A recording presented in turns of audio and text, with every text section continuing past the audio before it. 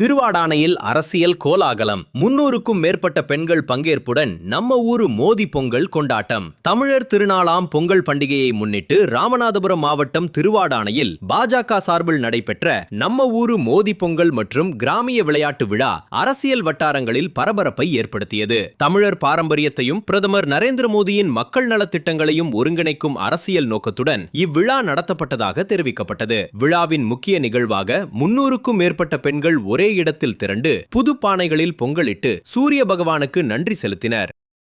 இதனைத் தொடர்ந்து மாட்டு வண்டி எல்லை பந்தயம் உள்ளிட்ட கிராமிய விளையாட்டு போட்டிகள் நடத்தப்பட்டு வெற்றி பெற்றவர்களுக்கு பரிசுகள் வழங்கப்பட்டன. பாரம்பரியத்தையும் அரசியலையும் இணைக்கும் இந்த நிகழ்வு பாஜகவின் அடித்தள அரசியல் முயற்சியாக பார்க்கப்படுகிறது. இந்த விழாவிற்கான அனைத்து ஏற்பாடுகளையும் திருவாடானை மேற்கு ஒன்றிய தலைவர் பிரபு உள்ளிட்ட கட்சி நிர்வாகிகள் மற்றும் தொண்டர்கள் செய்திருந்தனர். விழாவில் கட்சி நிர்வாகிகள், தொண்டர்கள் மற்றும் பொதுமக்கள் பெருந்திரளாக கலந்து கொண்டு நிகழ்வை சிறப்பித்தனர். பொங்கல் விழாவை அரசியல் மேடையாக மாற்றிய இந்த நிகழ்வு வரவிருக்கும் தேர்தல் அரசியலில் புதிய சூட்டை ஏற்படுத்தியுள்ளதாக அரசியல் விமர்சகர்கள் கருத்து தெரிவித்து வருகின்றனர்.